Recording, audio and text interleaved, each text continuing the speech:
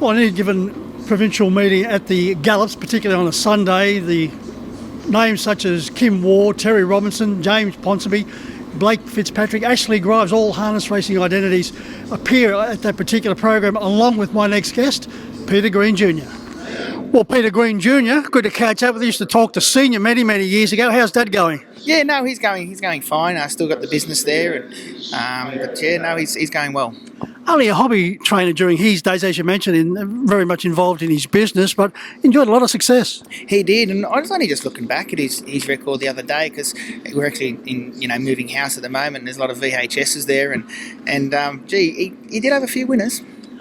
Now, Peter, as I mentioned, that list of names of harness racing identities, it must be nice to catch up with some of them on one occasion to the next. Yeah, it is, and we're all helpful to each other too, so we know each other and all that. So moving from the harness racing to the gallops, every little bit of knowledge helps. Peter, is there a crossover training gallopers and also standard breds? Is there a bit of a crossover there to training methods, or do you treat them totally separate? Well, I think they're totally separate, but you do cross over your horsemanship, and you're a lot more hands-on at harness racing than what you are during the gallops. And naturally, you've got a jockey and you've got track work riders and all that with the gallops. But it kind of helps me a little bit where I like being hands-on. So yeah, it helps me a little bit, I would think.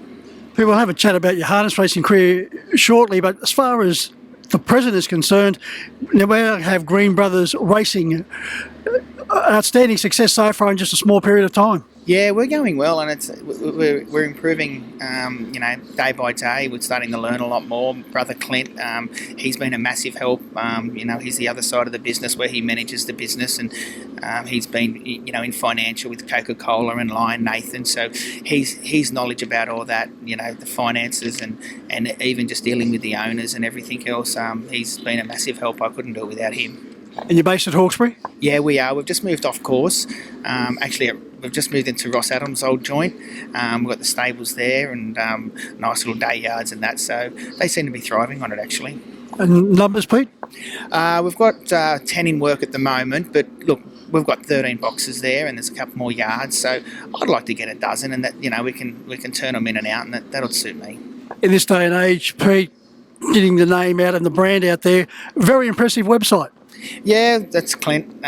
He loves doing that side of it, and I leave all that up to Clint. And we've got a mate, John, who helps us a lot too with the noms and all that, and the websites and the social media, where I try and stay away from that a little bit. They're more knowledgeable about that than me, so all credit goes to them too. Peter, you spent 15 solid years in harness racing, commencing driving track work at Fairfield as a 14-year-old. Yeah, as soon as I was old enough to get my stable hand licence and track work licence, I was driving trotters and doing fast work at Fairfield with my father. And, he never pushed me into the industry, but he always helped me along, yeah. Now, on the odd occasion you were managed to get out of school early to take up some driving duties. You must have had a very understanding teachers and a headmaster. Yeah, well, actually, I had a woodwork teacher. He had a few shares and a couple of paces, so it was pretty easy in that sense. But no, leaving school early, Dad never said no. But you drove over 150 winners, and as a junior driver, you represented New South Wales. At one stage, you were the next big thing. Oh, if you say that, but no, it was enjoyable as a junior driver and that, and we got to travel around a little bit, and I really enjoyed it. What a wonderful experience spending time with Barry Purdon. Yeah, I was over there for a couple of months, and Barry was really good to me. I just went over there for a bit of experience and worked with Barry, and just had one drive over in New Zealand, but no, it was good. You managed to find your way over to Western Australia as a steward.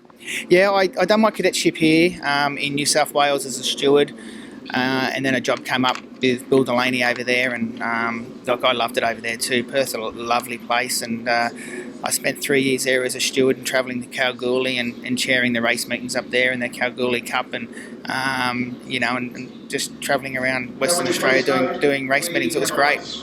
And your involvement as a steward here in New South Wales? I was here for 3 years, and I enjoyed it. I was under, Mr. Archer and Westwood and all that, and I was actually drove a horse at Harold Park one night, and we didn't go as good as we thought we did, and Mr. Westwood come down to me, and they would come up the hill and said, why don't you jump fences and come with us, and that's what I did. Pete, was it difficult, as you just said, jumping fences, going from being a participant and having to sit at the other end of the table to now judging your fellow drivers and trainers? I've got to say no, only for the fact that, if people respected you, they would respect your position, and I feel that I had a lot of respect in the industry, and I feel that a lot of trainers and drivers did respect my position as a steward, so I've got to say no to that. Influences during your harness racing career? Probably Vic and Glenn Frost. Glenn gave me a massive opportunity. As you say, I was the up-and-comer, and that's all credit to Glenn. Scotty Osman was his junior driver at the time, and when Scotty left his claim or couldn't get down to Sydney because he had other commitments, Glenn would always put me on a horse, and a lot of credit goes to Glenn Frost, and it's a shame, he's not in the industry at the moment. Now, as far as the thoroughbreds are concerned, once again, influences there? I haven't really had a lot of influence. I didn't work for anybody prior to getting a licence, but Clint and I, we just had shares in a horse, and I hadn't touched a horse for 14 years, and we were just watching it in the grandstand, and it just wasn't good enough. So Clint and I said, well, let's start a business, and that's what we've done. And when you're looking to get a share as far as the racehorse is concerned, as far as the thoroughbreds are concerned, what website do they go to? They go to Green Brothers Racing.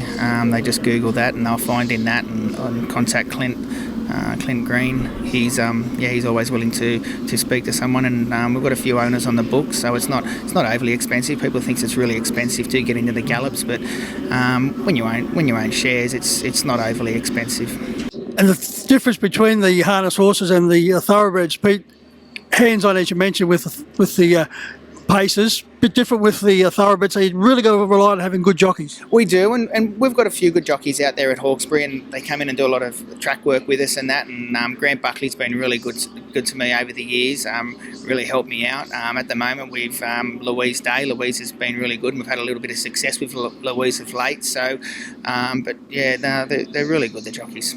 It's been great to catch up with you. Give my best to your dad. As I mentioned, I haven't seen him for many, many years, and we hopefully the Green Brothers Racing will be seeing them a lot more time in the winner's circle as far as the gallops are concerned. Yep. Yes, thanks very much for the time. Thanks.